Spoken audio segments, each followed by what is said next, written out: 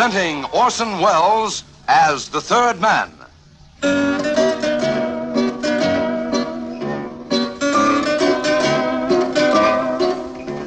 The Lives of Harry Lime. The fabulous stories of the immortal character, originally created in the story The Third Man, with zither music by Anton Karas. Her name was Suzie, but she was very, very far from being a floozy. She was lovely, and she was a countess, and I mean a genuine countess, too. I can vouch for that. I checked on her ancestry. It pays to be sure about these things. When I first met up with her, she was suffering from a complaint not uncommon among the post-war aristocracy of Western Europe, the main symptoms of which are expensive tastes and a certain emptiness of the purse, if you get what I mean. But that's how we came to team up, in fact. And since Carl and I turned out to be just the supers and Suzie was the star, I'll call this little adventure Susie's Cue.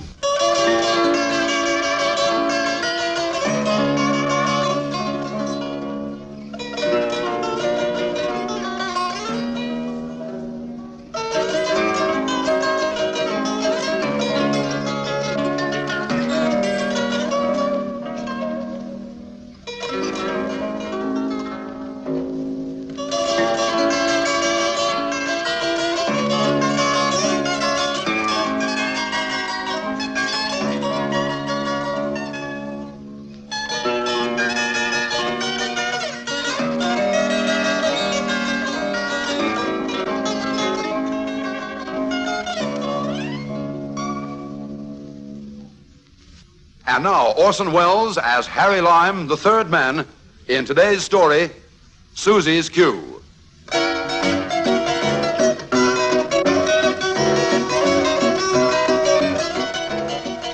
What brought me to Vienna was a hint that for an astute financier like myself, there was an honest buck or two to be made on the international currency market. Not black, you understand, just a pale shade of gray.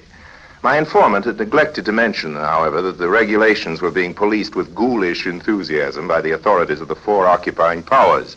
And as 4 against 1 is tough odds in any language, be it French, Russian, American, or British, I decided that the Lime neck was too valuable a thing to risk being stuck out.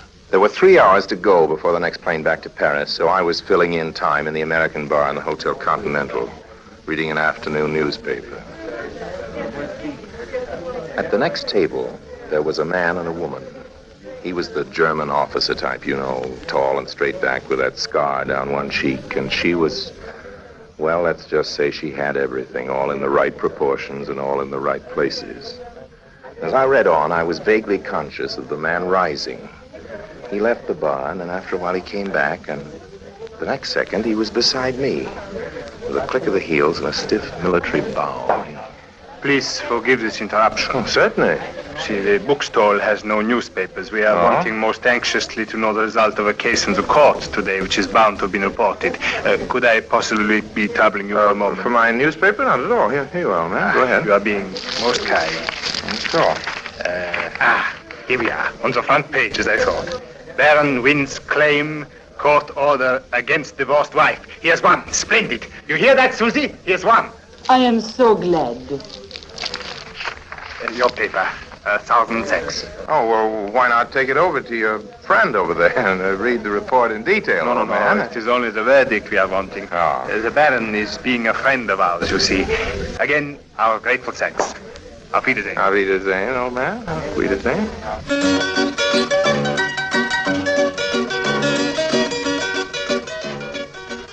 Curiosity being one of the Lime failings, as soon as my heel-clicking friend had returned to his own table, I read the story through, and it seemed a certain Baron Dortmunder had been suing his divorced wife for the return of a family heirloom, a diamond necklace, which was reputed to have been owned by Marie Antoinette. And the wife's defense was that it had been a present to her, but the court had ruled this out and ordered to return the necklace forthwith. No, I was speculating idly on what chance a fellow would have of disposing of a little thing like this necklace. It happened to come into his possession when suddenly there was another click of heels. Your pardon, please. Oh, it's you again. You will forgive this insistence, but are my friend and I correct in believing you to be Herr Lime? Oh, yes. Lime's my name. The Herr Lime? What can I do for you, Herr... Clausen, Carl Clausen. glad to know you, Herr Clausen. The pleasure is, I'm sure, in you mutual. Yes, I'm sure. You have been reading the story of the Baron's necklace? Yes, matter of fact, I have. Just You are finding it of interest? Well, yes, in a small way. I'm quite a collector of objets d'art myself, you know. So it is said. Yes, well, I had no idea I was so well known, as a matter of fact. In our business, it is desirable to be well informed. May I ask, what is your business, Herr Klause? Perhaps the same as yours. It is possible you have been wondering how, if one is chancing to possess such a necklace, one would find for it the right buyer. Huh? Are you a mind-reading act or something? Go right on, please. And it is occurring to the Countess and myself that you may be interested in a proposition of business. That's quite possible. You are following what I mean? That I have already a buyer for the necklace at $100,000. American dollars, old man? Yeah? Well, if I fall, no one can say I wasn't tempted. Lead on, Herr Klause.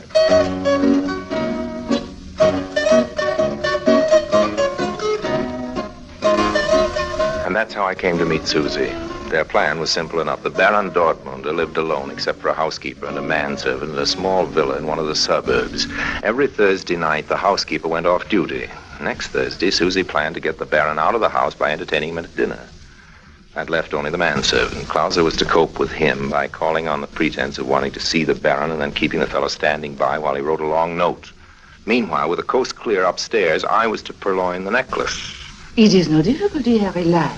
The Baron's bedroom is on the first floor, and from it opens a balcony. From the garden, there is a lattice screen that leads to the balcony. A child could climb. Well, that may be, honey. What I'm trying to tell you is that I'm not a professional thief. Even if I get into the room, what do I do then? I imagine the necklace will be under lock and key, won't it? You'll, of course, use this key.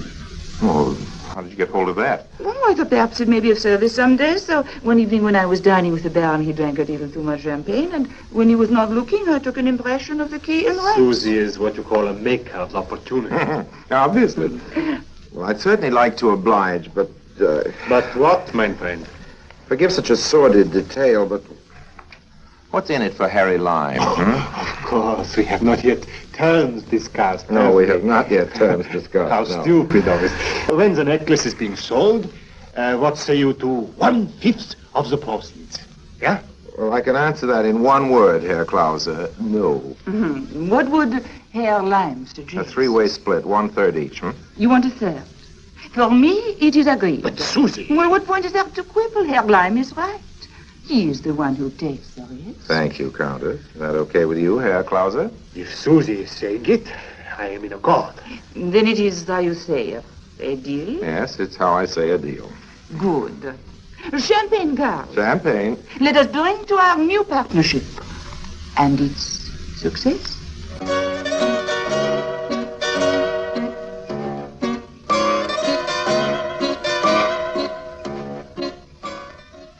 As we were all living in the one hotel, I saw quite a lot of Suzie and Carl in the next couple of days. We were already around to Christian name terms, but with Carl in tow, that was about as much solid progress as I could make. And it wasn't until Wednesday evening, the night before we planned to relieve the Baron of the necklace, that we managed to grab ourselves a few minutes alone.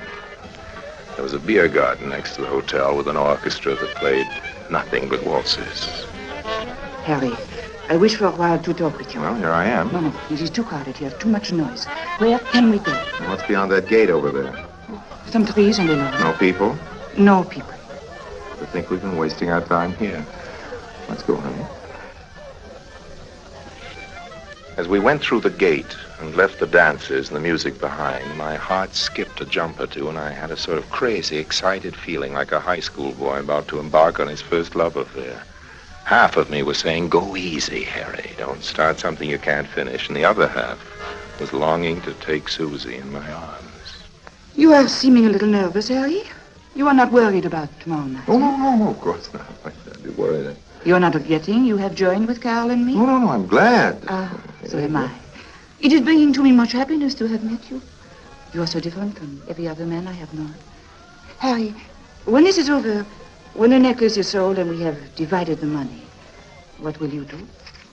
Well, it mightn't be very healthy to stick around here. I guess I'll go back to Paris, I shall miss you very much. Well, why not come too? If only I could. What's to stop you? Oh, Carl. You mean you and he? Oh, You have not guessed. Well, I have wondered a few times. Once for a little while, we were being lovers. It is all over now since a long time, and we are just what you call associates of business. It is agreed what I do is my own affair, but he is by disposition very jealous, and I am always afraid. Listen, leave Carl to me. I've handled tougher guys than him. Suzie, with the moonlight on your face and in your hair, lovelier than ever. Am I? Loveliest thing I've ever seen. Please, Harry, you mustn't. I'm crazy about you. Harry. You will come with me to Paris, won't you? Oh, well, I'll try. Good. Oh, please let me go. Someone is coming. Okay, we'll get back to this subject later, huh?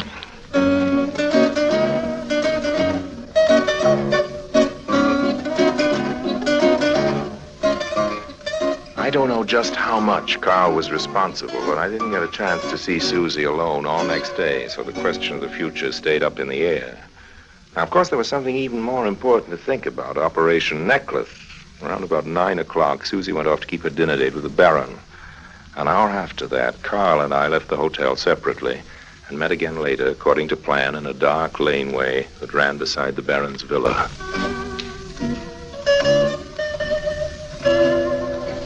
I let myself quietly into the Baron's garden and hid behind a big shrub. Then Carl went openly to the front door and pulled the bell. There was a short pause. And then... Good evening, Joachim. Oh, it's you, Herr Klauser. I crossed the lawn, and in another second I was climbing up the lattice. It was even easier than I'd thought. The latch on the bedroom door was old and loose, and in half a minute it was open and I was inside. I switched on a small flashlight, located the safe, turned the key that Suzie had given me, and it opened as sweetly as a dream. There was a lot of other stuff in the safe, but it was the necklace I was after. I found it at last, in a plush-lined case. I took one quick glance. Looked all right to me. $100,000 was a bargain basement price for a set of rocks like that. I closed the safe, and then, as I was moving toward the balcony door, it happened. A small chair I failed to see and stumbled into. I paused for a moment, holding my breath. Then I heard feet pounding up the stairway and voices. Where do you think it came from? Out the master's bedroom. Quickly, Herr Klauser. This way. There wasn't any time to escape. I slipped behind a set of heavy curtains by the window, and as I did so, I wondered, was this just an accident? Or had Carl found out about Suzie and me? Was this a double cross?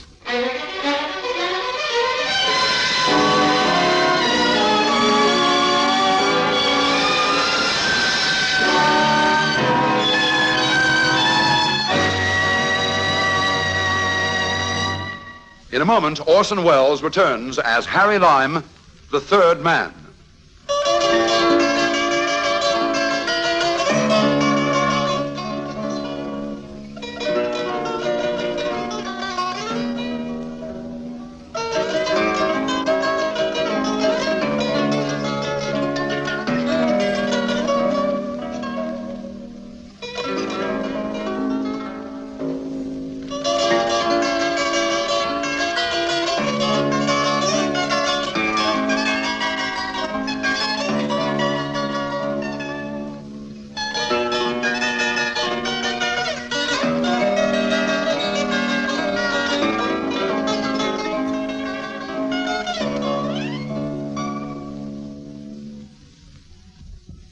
And now Orson Welles as Harry Lime, the third man, continues today's story, Suzie's Cue. In another second, Carl and the Baron's servant were in the room. My hand was on my gun, ready. If it was a double cross, Carl was going to be very sorry indeed. The light clicked on. No one here, Joachim. He may be hiding. Nonsense. You must have imagined it. Look, Herr Klauser. The chair is fallen over.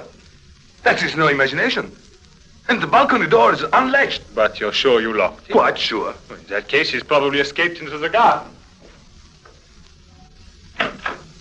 Oh, I see no one. Perhaps he's got clear by now. Herr Klauser, will you stay here, please? While I'm going down and telephoning the police. But is that necessary? It's what the Herr Baron would do. All right. Off with you. Thank you, sir. You can come out now. Thanks. You fool. You're nearly bungling the whole thing. Well, I warned you this was out of my line. It is done now. You have the necklace. Yes, I got Good. the necklace. You'd better go while there's time. Wait for me in your room. Okay. See you later, sweetheart.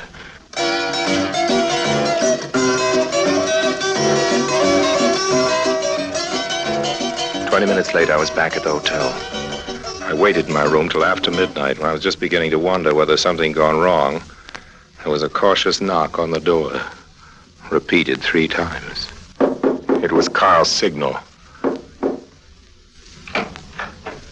Is everything all right? Sure, come in. You have caused me much trouble, Harry.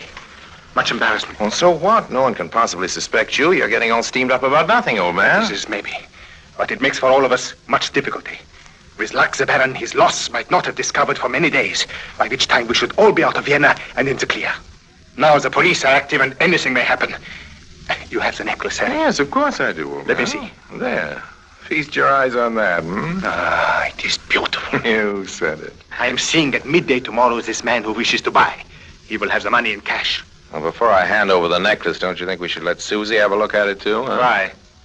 Well, after all, she's in this as much as you and I. Isn't she entitled to some visual proof that I'm handing it over to you? Suppose tomorrow morning you deny that I have. Who's she to believe? You or me? You are doubting my integrity? Oh, no, not at all, man. No, not at all. I just like to be sure. Herr Lime, I remind you I am a Klauser. That means I am a gentleman. A gentleman's word is his bond. So that is something perhaps you would not understand. Now, take it easy, Carl. Elsewhere and in other circumstances, you would be obliging me to seek satisfaction. I bet you swung a nifty saber in the good old days at Heidelberg. No need to blow your top now, old The man. necklace, please. Times have changed. The necklace? I'm sure. Here you are. Take it. And, Carl. Yes? Maybe I did speak a little out of turn. If so, I'm sorry, old man. Oh, that is all right. We are perhaps both being a little on edge this evening. No hard feelings? Of course not, Harry. That's fine. And by the way, where is Suzie now? Have you seen her? Only for a minute. She was already here at the hotel when I returned. I managed to speak a few words with her. How did she get along with the Baron? Oh, it seems the dinner was disturbed abruptly when word came to the Baron of the robbery. So he went off with the police, and she came back here. By now, I'm imagining she is asleep. Well, that mightn't be a bad idea for all of us, one way and another. It's been quite an evening. Good night, Carl. Gute Nacht.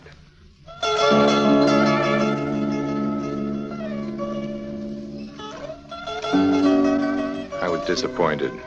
I'd sort of hoped Suzie would drop in before she called it a night. I waited up another hour on the off chance that she would, but there's no sign of her.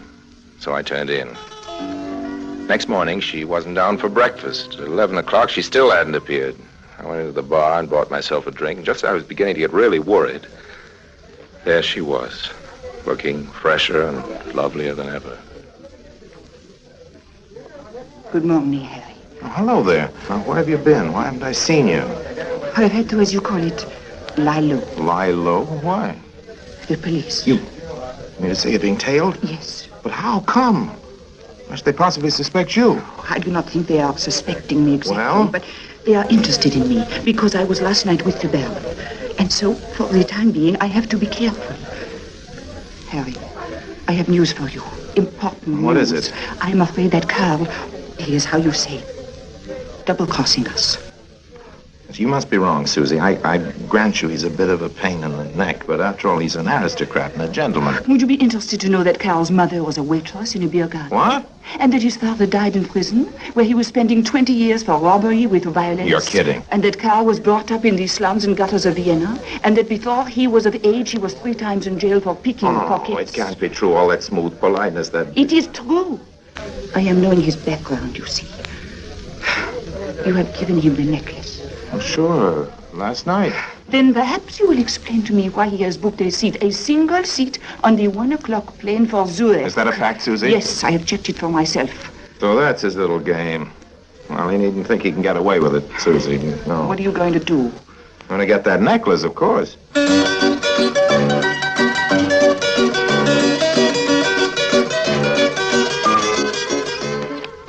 In a long and disillusioned career, I've had to deal with many double-crossers, and experience has taught me there's only one way to do it. That's to get in first and never give the other guy a chance.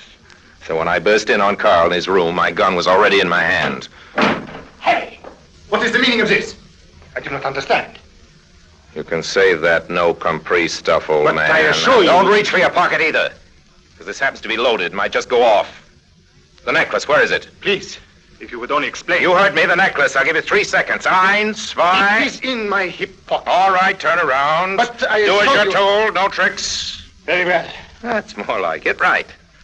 From now on, I'll take charge of this, old man. Now, if you will please to tell me what this is all about. Can't you guess, Carl? I can only assume it is what you call the double cross. Well, that comes very well from you two-timing crook. This is intolerable. Now listen to me, Herr Klauser. This is Harry Lime talking, so get it straight. What I was going to say to Carl remained unsaid. For at that moment, the door was flung open, and in burst an inspector and the biggest, toughest cop I'd ever seen. There is the man, Klauser. Arrest him. Yes, Herr Inspector. What is the meaning of this? Hey, what goes on? Come along, you. This is an outrage. I protest. If Carl had had any sense, he'd have gone quietly, but he started to struggle, so the cop hung a smart one on his jaw, and the subsequent proceedings, as they say in all the best novels, interested Carl no more. Permit me to offer my congratulations, Herr Lime. Oh, sure. Yeah, quite all right. You can put that gun away now. You have recovered the necklace? The necklace? Oh, yes, it's right here in my pocket. May I have it, please? What? Certainly. The Herr Baron will be most grateful, I am sure. You must have been thinking we would never arrive, but we came as soon as we were receiving the telephone Telephone call? What telephone call? from the Countess, the lady to whom you gave the message. Oh. Oh, yes, of course. May I ask, Herr Lime, how it was you first came to suspect Colonel Klauser? Oh, just a hunch, I guess. Did you say Colonel Klauser? Why, yes. Were you not knowing he was in the war a famous military officer? Klauser? In Bavaria, the Klausers for many generations are being much respected. The colonel is, how do you call it? The dark sheep of the family. Yes, I see. You've had dealings with him before, hmm? Yes, unfortunately. Well, tell me just one thing, Inspector. From your knowledge of him, would you say he's the sort of man who'll double-cross an associate? No, impossible. He has many faults, it is true, but always his integrity is impeccable. He is, if I may put it so, the soul of honor. Oh, well. Duplicity, thy name is woman.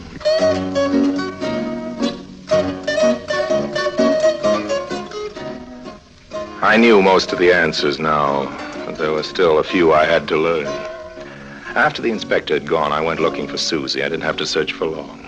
She was still in the bar, and her greeting to me was as casual as if nothing had happened at all. She seemed more than willing to talk. Certainly, she admitted she'd lied to me about Carl planning a double cross and about his background. Certainly, she'd phoned the police and given them a message purporting to come from me.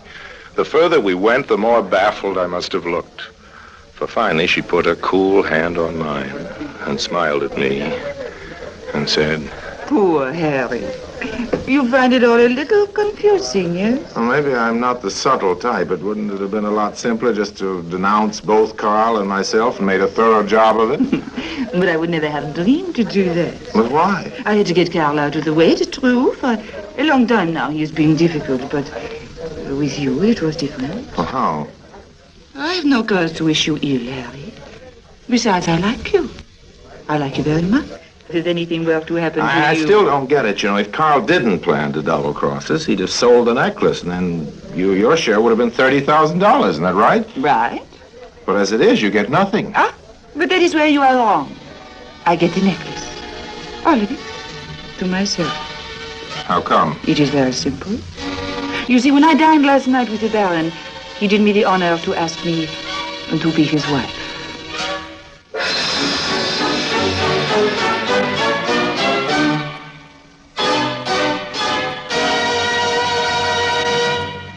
Harry Lime will be back in just a moment.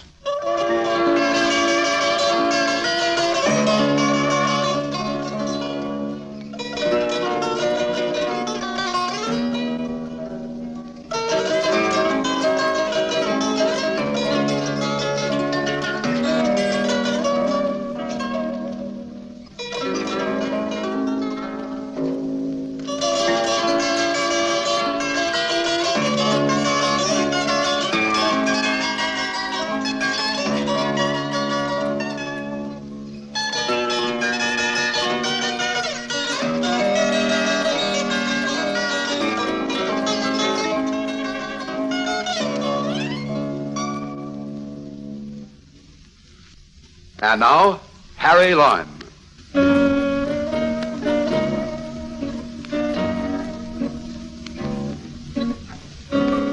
Appearances, like women, are notoriously deceitful. Now take Suzie. That's right, you take her. I've got enough trouble of my own. And then there's Carl. Just because Carl said he was an officer and a gentleman, and just because Carl looked like an officer and a gentleman and even acted like one, I was sure he had to be a fake. Just goes to show you. Nowadays you can't trust anybody. So long now.